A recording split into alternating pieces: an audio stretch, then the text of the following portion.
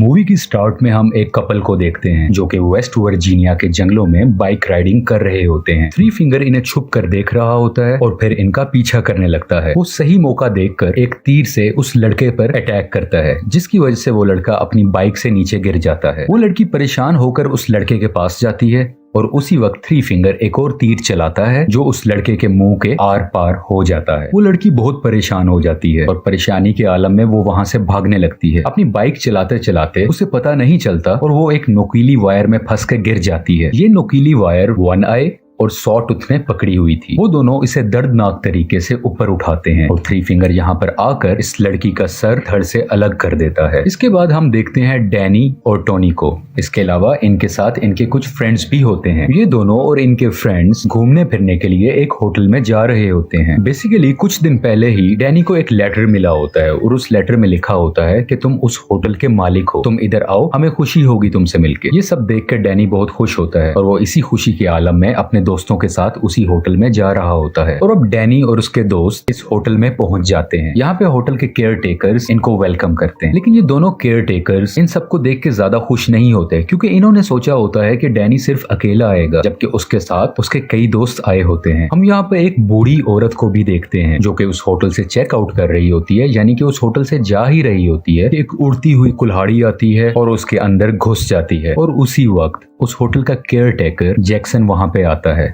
और उस बूढ़ी औरत की गर्दन को पकड़कर मरोड़ देता है, जिससे वो औरत मर जाती है। और इस होटल में चेकआउट होने का ये अंदाज काफी डिफरेंट है, यानी कि होटल में जो भी चेकआउट होना चाह रहा है, वापस जाना चाह रहा है, उसके पास मरने के अलावा और कोई ऑप्शन नहीं होती। दूसरी तरफ डैनी और उसके सब दोस्त उस होटल की एंटीक चीजें देखकर हैरान हो रहे थे, क्योंकि वो चीजें बहुत महंगी थी और वो खुश भी थे कि ये सब चीजें डैनी की होने वाली हैं। रात का वक्त आ जाता है और उस होटल का केयर टेकर जैक्सन जंगल की तरफ जा रहा होता है। यहाँ पर वो इन तीनों भाइयों से मिलता है और उनको समझाता है कि तुम्हें उस बूढ़ी औरत को ऐसे नहीं मारना चाहिए था। और उसके अलावा हमें यही भी पता चलता है कि ये तीनों भाई और जैक्सन आपस में सिबलिंग्स हैं, यानी कि ये सारे भाई हैं। और इसके अलावा वो जो दूसरी केयर टेकर थी वो भी इनकी बहन होती है। अगली सुबह डैनी की क्लोज फ्रेंड होटल में जा रही होती है कि उसकी नजर जैक्सन पे पड़ती है, जो कि एक जगह पर खून साफ कर रहा था। बेसिकली ये वही जगह थी जहाँ पर उस बूढ़ी औरत को मारा गया था, लेकिन वो जल्दी से बगैर कुछ समझे वहां से चली जाती है। उन दोस्तों में कुछ दोस्त शॉपिंग के सिलसिले में मार्केट आए होते हैं और वहां पर उनकी नजर एक बोर्ड पर पड़ती है जहाँ पे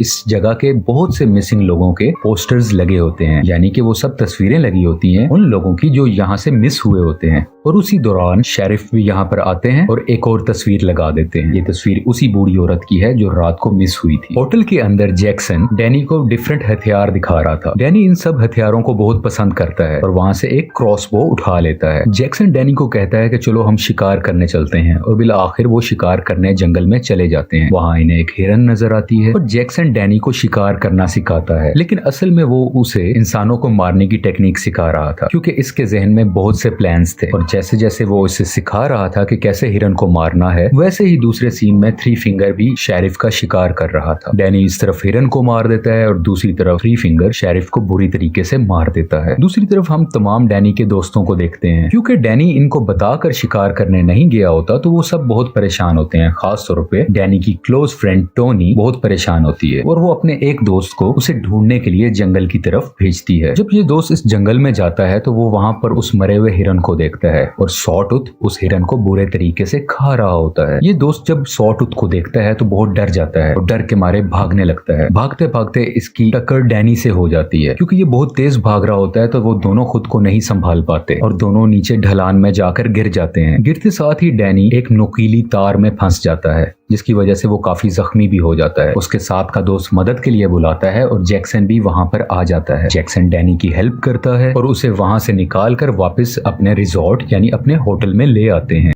इस होटल की सेकंड केयर टेकर जो कि लड़की है, वो डैनी का खून साफ करती है। वो उसका ख्याल करती है, उसको मेडिसिन लगाती है और उसी दौरान डैनी की क्लोज फ्रेंड टोनी भी उस रूम में आ जाती है और वो केयर टेकर सैली वहां से चली जाती है। अगली सुबह डैनी वॉशरूम में होता है और वो अपनी सारी दवाइयां फ्लश कर देता है। बेसिकली डैनी हाइपरटेंशन का मरीज था, यानी कि उसे बिला वजह टेंशन हुआ करती थी और वो इसी मकसद के लिए दवाइयां लिया करता था। लेकिन पिछले दिन ही उसने हिरन का शिकार किया था और आज उसने अपनी सारी दवाइयां फेंक दी, यानी कि उसको किसी की जान लेने में बहुत मजा आया। ये एक्सपीरियंस आज से पहले उसने कभी फेस नहीं किया था और अब शायद इसे दवाइयों की जरूरत नहीं होने वाली। खाने के वक्त वो अपने दोस्तों को बताता है कि अब मुझे ये रिजॉर्ट, ये होटल पसंद आने लगा है और मैं अब यहीं रुकूंगा और इस होटल को मैं चलाऊंगा, इसकी केयर टेक करूंगा। लेकिन बाकी सब लोग यहाँ नहीं रुकना चाहते थे और वो वापस जाना चाहते हैं। डैनी के दोस्तों में 2 दोस्त ऐसे थे जो बहुत लालची थे। अब इन्हें पता था इस होटल में बहुत से एंटीक्स हैं, बहुत सी महंगी चीजें, तो उन चीजों को चुराने लग जाते हैं। इसी तरह और चीजों की तलाश में वो इधर उधर फिरते रहते हैं और बिल आखिर वो एक सीक्रेट जगह पर जाते हैं जो कि एक बेसमेंट की तरफ खुलता है। मुख्तलिफ कीमती चीजों की तलाश में ये बेसमेंट में चले जाते हैं जहाँ एक बहुत बड़ा एंशिएंट स्पा बना होता है। ये दोनों अभी इधर ही होते हैं कि उस होटल की दूसरी केयरटेकर जो कि लड़की है, यानी कि सैली,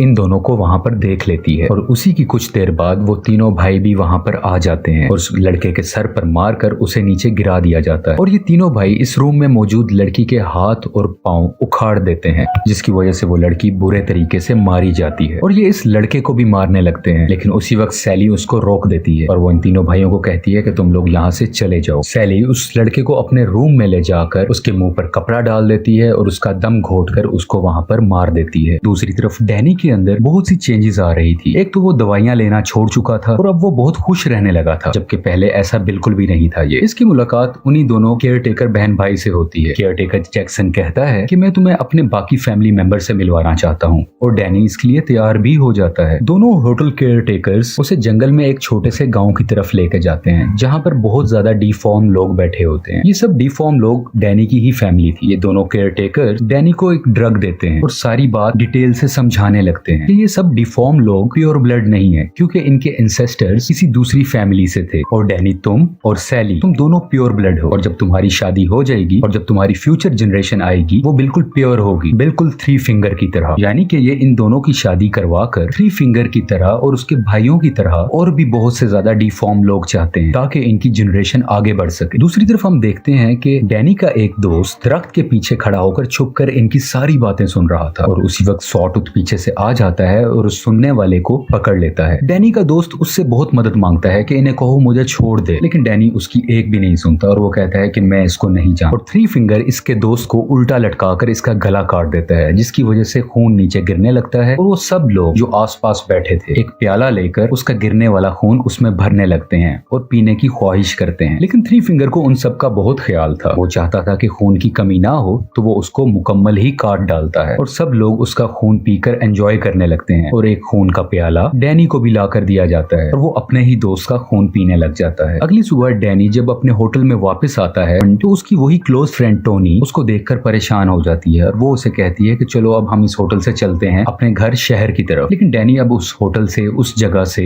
वापस बिल्कुल भी नहीं जाना चाहता था। वो उन सबको कहता है कि तुम लोग यहाँ से चले जाओ, मैं यहीं पर रुकूंगा। और इस वक्त तक डैनी अभी भी ड्रग के ही नशे में है जो रात को सैली ने उसको दी थी। ये सब लोग यहाँ से जाने से पहले किचन में जाते हैं और वहां पर देखते हैं कि एक इंसान इंसानी मांस को काट रहा होता है, उसे फ्राई कर रहा होता है और उसे खा रहा होता है। ये देखकर ये लोग बहुत डर जाते हैं, लेकिन वहां से निकलने से पहले इनकी नजर फ्रीजर में पड़ती है जहां पर इन्हीं के एक दोस्त का कटा हुआ सर होता है, जिसे देखकर ये सब लोग वहां से जल्दी से भागने लगते हैं। ये अभी भाग ही रहे होते हैं कि वो तीनों भाई इनके पीछे पड़ जाते हैं। इन तीनों भाइयों से बचकर कुछ दोस्त तो वहां से भाग जाते हैं, लेकिन एक दोस्त वहां से पकड़ा जाता है। वो उसके मुंह पर एक पाइप सा लगा देते हैं और उसके अंदर पानी भरने लगते हैं। इतना पानी भरा जाता है कि पानी के प्रेशर से उसका पेट ही फट जाता है। अब हम दूसरे दोस्त को देखते हैं जो कि पहले तो 3 फिंगर और उसके भाइयों से बचकर भाग चुका था, लेकिन भागते हुए वो एक बियर ट्रैप में उसका पांव फंस जाता है और वो वहीं पर गिर जाता है। वो अब कहीं नहीं भाग सकता क्योंकि वो फंस चुका होता है और वो तीनों भाई उसको भी पकड़ लेते हैं और उसके सर पर मारकर उसे भी हमेशा के लिए खत्म कर देते हैं। डैनी की क्लोज फ्रेंड टोनी जो कि डैनी को ढूंढ रही होती है, वो वहां से एक गन उठाकर डैनी को ढूंढने लगती है। वो उसी बेसमेंट के स्पा में पहुंच जाती है जहां पर उसे सैली नजर आती है और यहाँ पर इन दोनों की आपस में काफी लड़ाई होती है। बिल आखिर टोनी उस केयर टेकर का मुंह पानी में डाल देती है और अपनी गन उठाकर उसको शूट कर देती है और उसी वक्त डैनी भी वहां पर आ जाता है और अपनी फ्रेंड से सबसे पहले गन छीन लेता है और गोली लगी हुई केयर टेकर यानी कि सैली को जाकर चेक करता है कि उसको क्या हुआ, वो जिंदा है या मर गई। और डैनी अपनी क्लोज फ्रेंड टोनी को कहता है कि यहाँ से तुम भाग जाओ। जब टोनी वहां से भाग रही होती है तो उसी होटल का दूसरा केयर टेकर जो कि जैक्सन है वो उसका पीछा करने लगता है और इन दोनों में आपस में लड़ाई होती है और बिल आखिर टोनी एक चाबी की मदद से उसकी आंखें फोड़ देती है और इतना जालिम तरीके से मारती है कि जैक्सन भी वहाँ पे मारा जाता है। इससे पहले कि टोनी वहाँ से भागती अपनी जान बचाती, डैनी वहाँ पर आ जाता है और अपनी ही क्लोज फ्रेंड टोनी पर गन तान देता है, जिसका ये मतलब है कि डैनी नहीं चाहता कि अब टोनी जिंदा बचे, क्योंकि वो उसकी फैमिली के बारे में अब बहुत कुछ जानती है और डैनी ऐसा रिस्क नहीं ले सकता था। और तभी थ्री फिंगर और उसके भाई भी वहाँ पर आ जाते हैं और डैनी अपनी क्लोज फ्रेंड